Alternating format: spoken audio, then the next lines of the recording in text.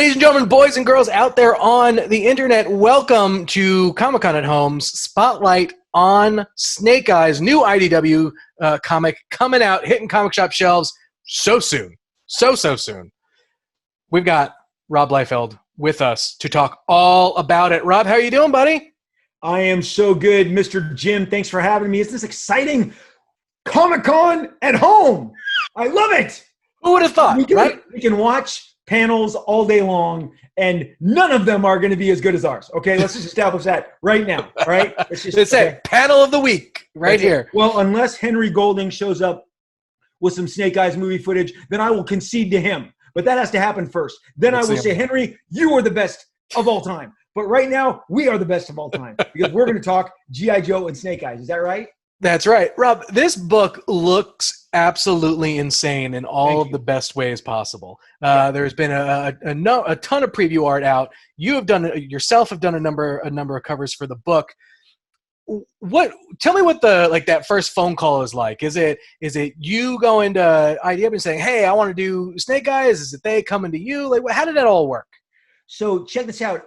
Funny enough, years ago, Hasbro had approached me about taking over the license. This is in the 90s, before it landed at Dark Horse. And all of these memos have popped up online recently, Jim, and we'll talk about that. But we were in talks to take over the license and publish it, and for whatever reason, it didn't happen. My love of G.I. Joe goes back to when I'm a child. It is my first toy that I remember. It is like before Star Wars or before some of these other popular toys, G.I. Joe was the thing that I saw on TV. I saw the commercials. I saw on the shelves of the toy store, and I had to have. And we're talking, he was now an adventure team character.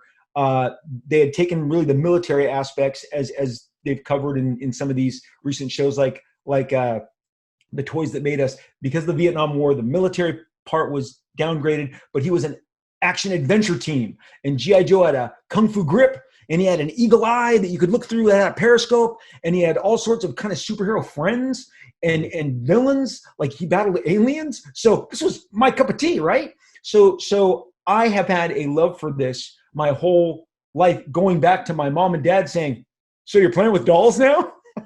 And you know what? Kids my age, they were dolls, man. And you know what? You can't. There's no getting around it. Whoever decided, hey, man, little boys don't like being called dolls. Let's change it to action figures, okay? I was there when action figures were dolls. But Chris Ryle, specifically to answer your question, he of IDW, fame, overlord of IDW, my good buddy Chris, called me last year while Major X was coming out. And he says, "Rob, is it time now? Is it time for us to do this? We've been dancing for years." He goes, "I would love for you to do a G.I. Joe project for us next summer." And I said, "Chris, let's put it together." And of course, it really hung on the story, so I had to, for him and me, I only wanted to do it if it was this specific story, and I had to get them to approve it and take it to Hasbro. And really, this came together last May and June, so we're literally a year out, and they announced it. And I'm with you, Jim. I feel like I have been inspired on this in ways that I have not. I wish I was inspired on other projects. I felt it every day approaching the story, the project, the pages was just exciting. Super exciting. So is this a story that young Rob Liefeld put together, playing with his dolls, actually come to life, or is this where does the story come from? How does it set us up for the adventure? Yeah, sure. No, so Snake Eyes is in the iteration that launches in 83, 84 when G.I. Joe roars back, and again, so I've seen G.I. Joe put into mothballs because that adventure team didn't really fly, and they shut down the line shortly thereafter. So no more G.I. Joe on the toy shelves. And, guys our age, and let's be honest, Comic-Con is packed with guys our age and younger, my kids in their teens, who are searching this stuff out. This is what we interact with, and we see things cycle through. And suddenly you go, wait, my favorite toy is gone. And when you're 7 or 8, no one tells you why. It's just gone. The clerk doesn't know. He doesn't care. There's not an internet to go, why is G.I. Joe not on the shelves anymore? So it roars back in 1983-84 as the top toy ever, and with a Marvel comic book. And I'm going to tell you, man, That Marvel comic book had a profound. I actually was more into the comic then than the toys. I love the toys. Look here, I've got one of the. This is the second. This is the second series, Snake Eyes. I don't have the old one. It would cost me both my arms and my legs. But Scarlet. I got Scarlet here. I got them, nice. Jim. They're on my. They're and I got battle damage Snake Eyes. So Snake Eyes was the pop out, the breakout character, and why wouldn't he be? He's the ninja, and he's the first time I remember seeing a guy with a sword and a gun. I would take this sword and a gun thing all the way. Like I would run with this as a professional all the way to top selling books and take it all the way to the bank and sell everybody a lot of comics. And it starts right here with, now I have my new, this is the brand new one, the new. That one is so gorgeous. It's so amazing. It's their best action figure ever. It's incredible. So this came in the mail, Jim, right at the start of the crazy pandemic, which is why we're doing this at home. And this got me through, Snake Eyes got me through tough times. Okay. So he got me through the last few months. So he would greet me every day at my drawing table. But so Snake Eyes was the focus of this. Chris even asked, I know you love Snake Eyes. You want to make him the focus. And here's the deal, man.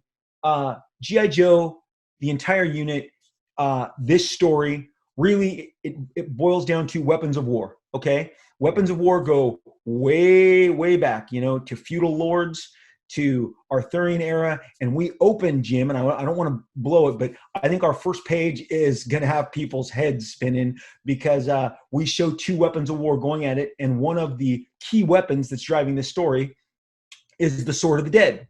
The book is called Snake Eyes, Dead Game. And you encounter the Sword of the Dead on the first page. And the Sword of the Dead, as you will learn, can raise all the dead. So pretty simple. I nailed that one. Sword of the Dead raises the dead. It has a cause and effect that lives up to its name. But to wield that bad boy, you have to have all of the mystical power and awareness to pull it off. And our bad guy is named Kiragun. And Kiragun is a nasty, nasty, nasty warlord from way back who has been put down for eons. He awakens in our first issue, and as Snake Eyes is dropped into a zone to release a very familiar prisoner of war who, Jim, I'm going to just tell you this right now. If you haven't bought Snake Eyes yet, it's going to be coming out while we do this panel. This prisoner of war may have an eagle eye and possibly a kung fu grip. Okay. So when you talk about deep dives as a kid, okay, yes. If you said, is this the one that little Robbie Liefeld dreamed up in the sandbox? Hell to the yes. Okay. We are taking the G.I. Joe that I love and mashing him up with the very best of the G.I. Joe squad and sending them on this crazy adventure. And our prisoner informs Snake Eyes and the team because he's, he kind of fights his way through the first wave, but when he is releasing this prisoner, Roadblock is there and some of the other familiar names. And our prisoner of war is able to tell us why he's there, why he's been in lockdown. And he tells Snake Eyes, everybody else is off site and they're performing this ritual right now. So Jim, we jump you right into the action as our bad guy is resurrected. And then I don't want to get too far ahead of myself, but sure. I mean, I always like when the hero goes up against the insurmountable odds and insurmountable foe. And I think Snake Eyes and the team, by the end of the issue, you'll feel as they do, like we have got a mountain to climb here. Something has been uncorked. I just wanted to, here's the way. I wanted to put Snake Eyes in a Rob Liefeld story instead of Rob Liefeld doing a G.I. Joe story. And this is a gamble. Does it pay off? I hope people really, really dig it. Right. I speak this language. I speak G.I. Joe very well. So that's what I was going to ask you. I mean, look, you've been in this business for a little bit. Yes, sir. You have made a ton of comics and a ton of comics that have gone off to do incredible records and things like that. You are known for your dynamic action and things like that. So like how is Rob Liefeld, 2020 Rob Liefeld, taking everything that he has learned over his career and distilling it down into this book? What's the balance of action and story and drama and all that? Great question, Jim. I'm going to tell you, it is my kind of battle cry is the comics that I grew up with, the Marvel comics that really shaped my passion. Mm-hmm. Those comics moved, Jim. They moved. You want to look at Jim Starlin drawing the Avengers annual where the Avengers are battling Thanos. You see George Perez and the Avengers battling Ultron, John Byrne and the X-Men battling the Sentinels. These books were action-based, and they thrilled an entire generation of guys like me who carried X-Men from last to first, who carried Daredevil from last to first because of the language that Frank Miller and John Byrne and these guys applied to these books. My peer group, Jim Lee, Todd McFarlane, we applied those same lessons because those were the masters that taught us. I feel like in my 50s, I'm 52, I have tried to kind of put it all together as best I can. And sometimes, you go, man, I've got this 6-page killer action choreography page that I think in one of the pages, as also a nod to Snake Eyes, we go silent. There is no word balloons. Now, will I do a whole issue? I'm thinking about it. Larry Hama is out there, going, are you going to do a silent issue and try and step in my shoes? I may be that foolish, but at least we start with a silent page. You don't start with a silent issue. You just start with a silent page, a little Snake Eyes nod. But there is I wanted an emphasis on action because you know from watching the G.I. Joe cartoons, those were action packed. Cobra, G.I. Joe, Destro, Hawk, all of them. I mean, the whole basis of the franchise is action based, in my opinion. But again, you got to put some meat on the bones. And so my forte has also been mysteries and peeling away the layers of the onion and having you come on the journey.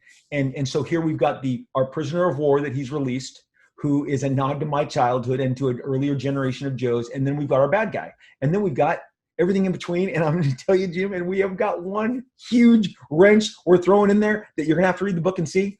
And it's going to set up the first page of Snake Eyes Dead Game definitely is a precursor and a signal of where we're going to go by the end. And we're going to go. And I remember when I called Chris Ryland, I said, hey, Chris, I need you to take this to Hasbro. I need you to get me approval on this because this is wild. And he's like, are you serious? And I'm like, I am dead serious about that. And he's like, yeah, I'll get right back to you. Got right back to me. Approved. So I'm very excited. I'm very excited about everything that we're uncovering. And, we have only shown pages with Snake Eyes in them. But again, Scarlet's there. Roadblock's there. We'll have more characters as we continue the story out. But this is just a giant love letter to my childhood. And I am some pages, like I said, is action choreography. Some is time to, get the info download. And Jim, to me, it's always been how creatively can you do that? If you've got to have a bunch of guys giving you the information download, can you make that as entertaining as the fisticuffs? And then there's just page design. I mean, I think I have a 10 or 11 panel pages in this issue, but it was meant to convey a certain mood and movement. And again, comics are by design. I'm just a huge fan of the art form.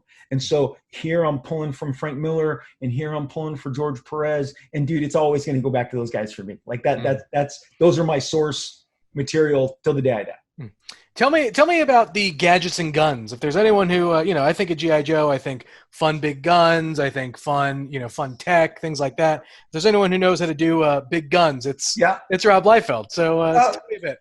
You're killing me because my oldest son came down last night, and he was looking at one of the pages I was doing, and he's like, "Can you explain this gun in this guy's hand?" And I said, "Do you have a problem with it?" He goes, "Nah, it looks like a familiar gun." And I'm like, "I'm trying to change it up. Maybe put some new weaponry in their hands here, okay?" I mean, because again, I love the military hardware. But I always like to kind of improvise. Again, this is Jack Kirby. Jack Kirby, I don't remember him having any of the characters hold regular pistols. Why would you do that? Go watch an episode of a TV show if you want that. I'm going to try and give you a big gun or I gave my characters double bladed swords in the past. Okay. I don't think, look, he's right here on the shelf. His name's Shatterstar. His name's Snake Eyes. Would this be the greatest battle of all time, kids? Yes, it would. But you know, I feel like the best thing you can do is just have fun with the weaponry and the guns. And now, am I going to put some of those giant play sets that they used to have? To be determined, Jim. You tell me what you want to see, and let you know what. Let me know. Maybe we should open this up to fans. Which completely, what was that giant? I saw it on the Toys That Made Us. Oh, there was some ridiculous. What was it? A $500 playset? Yeah. Like, yeah, I'll draw that. I'll make that a quadruple page pullout with them just standing on the playset. But no. You look. There's so many characters to get to, as well as the weapons. Yeah. So to me, it's just all about. I'm going to run out of room. I hope this does well, so I can do a sequel. Wink, wink, nod, nod. Come on, Hasbro. You know you love me. So, yeah. Cool. Let's talk a bit about your process, because, like I said, is it, getting back, you just came off of doing some work prior to this, and you're still doing the work now. What's the process like for you? You still, for those who don't know, I know you sometimes will do thumbnails on just, some piece of paper. You'll blow it up, put it on the big sheets. What is your process looking like for Snake Eyes? So I just reached in, and here's a typical sketchbook. And if you could, I'm sure you guys won't be able to see. This is the kind of stuff I lay my stuff out. That's fairly detailed, honestly. I've always worked really small. I mean, again, if you look at the size, here's my hand, here's the book. I carry this with me. I have a bunch of these. I lay the book out in my sketchbook. And look, I'll tell you, I've already I've talked to IDW. We should do my pencil layout edition, Ashcan, a smaller budgeted version too. Because as a kid, I ate that stuff up. I love process. And there are pages in here I threw out of the book that got fully colored. There was a sequence I loved, and I saw it, and it just didn't work. And I go, oh man, this sucks. It looks great, to the point of when the colorist is uploading the pages for IDW, he's like, hey, I got the numerations. Where does this fit in? I'm like, hey, those aren't making it. They didn't make it. I had to edit myself because I got too ambitious. I try and work that out in advance. But definitely like issue 1 and 2, I had the ending when I started this. And again, Jim, I'm going to tell you right now, in all of, can you see, I can't see, is my spinner rack in this shot? I think it's right there. There it is. Okay. My spinner rack is full of Bronze Age comic books that I grew up with. Those are the books I bought at the market. And in several of those, I actually could grab it right now, but I won't. Issues of Fantastic Four and Avengers, there were G.I. Joe one-page ads drawn by John Romita Sr. Advertising G.I. Joe toys. It would be, the Joe team dropping into the jungle and battling this alien menace, or one of the new, there was a guy named the Atomic Man. Okay, he's kind of like their version of $6 Million Man. Are you going to see him in my book? You are. You are gonna. You think I'm not going to draw a cyborg? Like what? Again, if you really, G.I. Joe is where all the answers are. Okay, am I going to tell you that if there's no G.I. Joe, there's no X-Force? I'm going to tell you that right now. If there's no Snake Eyes, is there no Deadpool? I'm going to confirm that right now. Okay. Headline: Rob Liefeld confirms no G.I. Joe, no Deadpool. Okay. Look, here's the deal. The thing is that those Marvel comics, those single page comic strips, there was not a G.I. Joe comic at the time. They were buying those ads in Marvel Comics, hiring Marvel talent to draw a 8-panel story where, I mean, literally it's like G.I. Joe's in a helicopter, drops down in the jungle, battles the alien goes, ow, that hurt, runs away into the jungle, and G.I. Joe will be like, we'll be ready for him next time. And there's your one-page adventure of G.I. Joe, Hasbro, and the reason I'm telling you this is you're going to see all the characters in those comic strips, in those Bronze Age Hasbro G.I. Joe ads you're seeing in my book. So I knew issue 2, I got to get the characters into the jungle. Okay. Because we raised the bad guy in Norway. Okay. And also the other thing I loved about G.I. Joe is how international it was. It did not battle in the United States. It went to great locales. The G.I. Joe story always took you to far-flung locations and, faraway bases where the bad guys and the good guys would fight it out. So we stay true to that here, but I definitely work everything out in my thumbnails, and then I pencil them up. I couldn't draw the entire issue on the schedule that we were going on. I have a great creative team. My inker is Adelso Corona, who's been inking me for about the last 10 years. He's inked me on Hawk and Dove, Deathstroke, The Infinite, Deadpool Corps, Deadpool Bad Blood, Major X, and Snake Eyes. He has been my go-to guy. We always kind of split the art chores. I have a great colorist named Federico Blee. His name is, I love his handle. He has the best handle in the business. TuneFed. I always go, I just want to call you TuneFed. TuneFed. Great name. So these guys are helping me create the story. Chad Bowers, who did Deadpool Bad Blood with me, is scripting over my stories because I just don't have time for that. It's always been like I could spend 2 days trying to polish the dialogue, Jim, or I've set the story in motion. I've talked to Chad. He knows what I want these characters to do. There was only one caption in the whole book that I wrote on the first page. I said, this has to make it in exactly as I wrote it. And then everything else we went back and forth on. But so yeah, we've got it. I planned it out ahead of time. Once Chris greenlit it, I feel like this is a fairly ambitious story. It's a little more, there's military stuff. Is Cobra in it eventually? They are. But there's a mystical, because I love the ninja stuff. The ninja stuff is what got me as a kid. I love when you mash up cultures, like Han Solo is a cowboy and Luke Skywalker is a samurai, or Obi-Wan Kenobi is a samurai, and you got East meets West. That's always just turned me on. And G.I. Joe was all about East meets West. And so I'm just trying to really ramp that up here.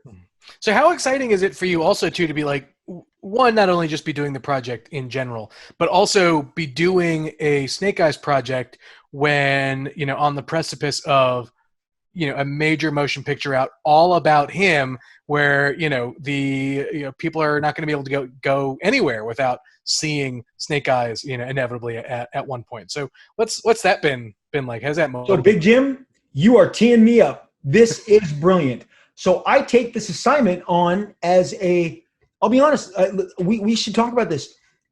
My kids are not familiar with G.I. Joe. I took them to the early 2009, 2011, whatever movies, but my kids did not retain G.I. Joe. And part of me was like, I'm going to use whatever platform I have in comics to help raise awareness and get G.I. Joe back up and running. So that's when Chris and I do this deal, and we talk about the parameters of what I can and can't do. He then tips me off to, well, they're coming out with new toys, but there is no knowledge of a movie. And, if you compare the dates, Snake Eyes, my Snake Eyes series was announced last early July, right before Comic-Con. IDW made a big splash. It was fun. Get the news out there. No one told me there was a big budgeted movie. Okay. And then 1 month later, and again, you can check the dates, Henry Golding is like Hollywood's It Boy is starring as Snake Eyes in a standalone Paramount movie. Jim, that's called, wow, marketing from heaven. You mean you're making $100 million movie of this character? So now I'm like, oh, it's not on me. I get to ride, the wave of this giant juggernaut. And Henry Golding starts, posting shots from the film. You've covered this. Yep. All of the news media covered this, and it's very exciting. I mean, they nailed it. They nailed this guy. I mean, really, just like a Hugh Jackman or a Ryan Reynolds in a lead role, casting these guys is so important. And they got Henry, who is so tremendous. But then what I was not, the radical turn I was not prepared with, as I'm posting Snake Eyes, he starts interacting with me on social media and then tells me, like about a month ago, hey, Cable, Kane, and Deadpool were my favorite action figures growing up. And I'm like, what? What is happening? Did Snake Eyes just tell me on Instagram for everybody to see that the X-Force toys were some of his favorites? And again, so where does X-Force come from? G.I. Joe. Then Henry Golding's telling me he likes that. Jim. So now here's the deal. Now, did my heart break just a little? Just a little? When Henry goes, I think it was in April, he's like, yeah, had there been no pandemic, we'd be showing you that movie trailer today. And I'm like, no! Like, because that's all we want. We love Yep. seeing this stuff in live action, and especially with the great strides everybody's made. And I mean, Paramount and Hasbro are so confident in this movie. I can't wait to get it out there. So now, I mean, Jim, it's just exciting that we've got, look, they knew what they were doing. Look at this, like you said, state of the art, their finest action figure they've ever made. All of these new ones, Roadblock, Destro, Scarlet. So they've re-engaged, flipped the switch on the toys, flipped the switch on the comics, and flipped the switch on the giant. So I woke up in Synergy when I thought I was out there alone with my sword and my gun fighting. Like, we got to compete, because my thing is, look, you know, when you love something, you want to see it rise. You know, don't tell me that Ronald D. Moore, when he took over Battlestar Galactica, didn't want to restore that property in the early 2000s. He, you know, took it, focused on it, and launched it again. And when they made Jurassic World and revisited that after 2 decades, they wanted to launch it back up into the stratosphere. Nobody takes these jobs with the idea that they don't want to electrify people. And again, I feel like I owe so much to Snake Eyes and the G.I. Joe franchise, inspiring me as a kid and as a professional, that I want to give back and help jolt it. Now, here's the good news. Jim, people are excited about this. So I'm very excited. Like, because, you know, the one thing is, you go, it's like a movie. Am I going to open and we're going to be on 2 screens and nobody's going to be there? That's not ideal. It looks like all of this synergy is working out, and hopefully, you know, like I said, I'd love to do more beyond this, because there's a great example is when I did Captain America for Marvel. I was drawing Captain America and getting it ready for its new launch at the same time that Dan Jurgens of Superman fame had been finishing a crossover for DC and Marvel called DC versus Marvel. And Dan was doing some work for me in my studio at the time. And so I was on the phone with him one afternoon while I was like on the first 10 pages of Captain America. And he said, Rob, how's it feel? How's it feel drawing Captain America? He goes, isn't it great? He goes, when you're drawing him, don't you just feel something special? And reason I'm telling you that is, drawing Snake Eyes every page, when I'm done, I'm like, this is the coolest looking character. Like, I mean, again, case in point right here. I mean, I have a million pops. My coolest pop is this one. Holy crap. Like, when I saw that, Jim, I think I grabbed it at the same time. My mind is fuzzy as another guy. And I was like, you're not getting this out of my hand. Like, I'm winning. I am taking Snake Eyes home with me. Okay. So like I said, he is just a fantastic visual. And when you are illustrating a visual, it's the same as the Captain America. I mean, this is kind of Americana. G.I. Joe is Americana, and I'm just thrilled that I got this opportunity. And like I said, man, I'm old and I got to pick my spots. And I don't know how much, you know, my eyes and my ears and my hands could all go tomorrow. I don't know really what my ears would do about my drawing, but who knows? But you know, I'm happy to be producing stuff, and thank you for telling me that you like the way the book looked. Of course. Because I'm really happy with how it came out. And look, it's a visual medium. Comic books are a visual medium. And so that's where we meet on the battleground. And I'm excited to get this out there and hopefully, again, a movie. I mean, as we're speaking, we have seen nothing, right? You've seen nothing. I've seen nothing. And I think people are, and man, did they pick the right date? End of October. It's like, they'll be the one movie that did not move in 2020 if they stay, right? It's like, oh yeah, we picked correctly. It's like the end of Indiana Jones. You chose correctly, right? So October, good month, end of the month. All right, I'm going to ask you 2 more questions, and then we'll wrap this up. So obviously talking about the figures and whatnot, given all the new characters and things that it seems like you are bringing to the table here, how many of them are you just waiting to get turned into toys? You know, I didn't, Jim, that really occurred to me just the other day. I'm like, hey, this bad guy could be an action figure. And there's a new character in the 2nd issue that I won't spoil, but I was like, this character could be like, Jim, I keep forgetting that the parent company of all this makes toys. Is that when it comes totally full circle for you? Yes. Oh, no. You know me a long time. I know this is okay. Look, let's do a guest appearance. Okay. You don't get this guy? without this guy. Okay, and I've always said this for 30 years. Okay, toys are a big deal. Toys are a big deal to me. It's obviously a big deal to a lot of people. Okay, comics aren't sold in every retail outlet, but in every retail outlet, including Walgreens. Yep. There's toys. Grocery stores, everything. Yes, there's toys. So and there's G.I. Joe toys. I was hunting down some stuff in the pandemic with my face mask, okay? And I'm like, hey, there's G.I. Joe toy at Walgreens, okay? Toys are everywhere because they're popular. We love them. There's a culture that loves to interact with them. I think they forgot to tell them when they were first inventing action figures that these boys will grow up to old men and they will never give them up. They will never give them. They will pay whatever you're charging. That's it. My entire backdrop is just toys and action figures. That's it. And if you could see my shelf, my self shrine, but no, dude. I mean, come on. These are not. You can't mow your lawn and afford this figure anymore. But it's sold to you and I, who we have the means to get our childhood and hold it close, even when it's so beautifully sculpted and delicate and has 20 points of articulation. Okay. So, I'm the fact that these could be toys is fantastic. Very exciting. Yes. If they make one of these characters into a toy, I will faint in the aisle. Okay. Because we've established I'm old. I'm likely to faint. Okay. Right. All right, last question.